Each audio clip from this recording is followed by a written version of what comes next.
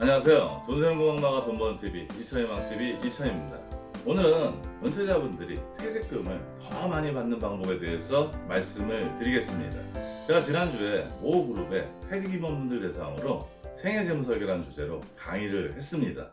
그 강의 중에 퇴직금에 대해서 말씀을 드렸는데요. 그 강의를 들으신 수강자분들께서 이런 내용을 미리 알았으면 더 올바른 선택을 했을 텐데 많이 아쉽다고 말씀을 하셨고요. 저도 그 얘기를 들으니까 좀 너무 안타까웠고요. 그래서 이렇게 유튜브 방송을 만들어서 시청자분들과 그 내용을 공유해야겠다고 마음을 먹었습니다. 일단 우리가 퇴직금을 받으면요, 요즘은 IRP 계좌를 만들어서 퇴직금을 이체를 받습니다. 그럴 때 예외사항이 있는데요, 만 55세 이상이거나 아니면 퇴직금이 300만 원 이하라면요, 그냥 급여 계좌로도 퇴직금을 받을 수 있습니다. 보통 우리가 퇴직금 받을 때는요, 퇴직소득세가 확정이 되고요. 만약에 인출하게 되면 퇴직소득세를 정해진 방법으로 납부를 해야 합니다. 일단 DB형하고 DC형은 넘어가는 퇴직금이 다른데요. 일단 DB형 같은 경우는 확정급여형이죠. 정해진 방법에 의해서 산출된 금액이 IRP 계좌로 넘어가게 됩니다. 기본적으로 정해진 방법이라 하면요, 퇴직 전 3개월의 평균 임금을 근속연수를 감안해서 산정하는 금액을 말합니다. DB형은 매년 사용자들이 급여의 12분의 1씩을 개인들의 계좌에 보내줍니다. 개인들은 그 돈을 운용해서 더 많은 퇴직금을 만들려고 노력을 하는데요. 이렇게 쌓인 부담금하고 운용 수익이 함께 IRP 계좌로 넘어갑니다. 한 가지 강조드리면 IRP 계좌로 넘어갈 때 퇴직소득세는 이미 확정되어 있다는 것을 기억하시기 바랍니다. 이때 IRP로 넘어간 퇴직금을 일시금으로 그냥 인출하시면요, 퇴직소득세를 바로 납부를 하셔야 되고요. 바로 찾지 않고 조금 있다가 찾다 보면 운용수익이 발생할 수 있는데 그 운용수익에 대해서는 16.5%의 세금을 내야 합니다. 반면에 연금으로 수령할 때는요, 과세이연 효과가 있습니다.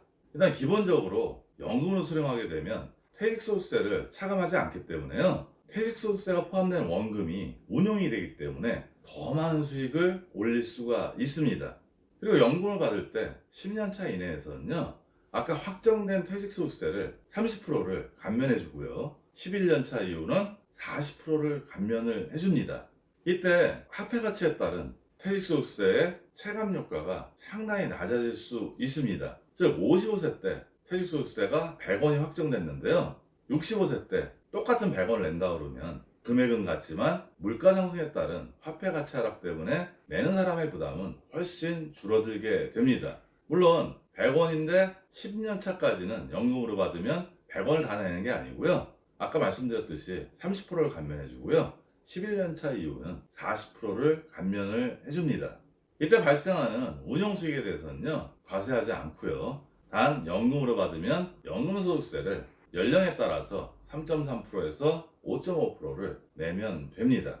만 55세 이상은 금액이 300만 원 이상이더라도 급여 계좌로 받는데요, 이때 그냥 계시면 안 됩니다. 급여 계좌로 받았는데 내가 연금으로 수령하는 게 더 낫다고 판단하시면요, 60일 이내에 IRP 계좌를 만들어서 이 금액을 넘기면 똑같은 혜택을 받으실 수 있습니다. 제가 지난주 강의할 때 아쉬워했던 분들 중에 여러분이 만 55세 이상이셨는데요, 이미 60을 초과했기 때문에 이렇게 연금으로 받는 게 훨씬 낫겠다는 생각을 했는데 시간이 지났기 때문에 선택을 못하게 됐습니다. 그래서 상당히 아쉬워했으니까요, 이 방송을 보시는 분들 중에서 일시금으로 받지 않고 연금으로 받는 게 훨씬 낫겠다고 판단하신 분들은요, 아직 60일이 안 됐다면 빨리 IRP 계좌를 만들어서요, 급여 계좌에 들어있던 퇴직금을 IRP 계좌로 이전하시기 바랍니다. 보통 일반적으로 직장인들 중에 세액공제를 받으려고요, 개인용으로 IRP 계좌를 별도로 만드신 분들이 있습니다. IRP 계좌는 부분 해지가 안 되기 때문에요, 퇴직금을 받는 IRP하고 개인 IRP를 구분해서 따로 관리하시는 게 훨씬 효과적인 방법이 될 수 있습니다. 과세이연 효과에 대해서 다시 한번 정리를 해드리겠습니다. 첫 번째로 퇴직소득세가 포함돼서 운용되기 때문에 일시금으로 받을 때는 퇴직소득세를 빠지고 개인적으로 운용하기 때문에 같은 수익을 난다면 퇴직소득세가 포함된 금액이 훨씬 더 수익이 많을 수밖에 없습니다.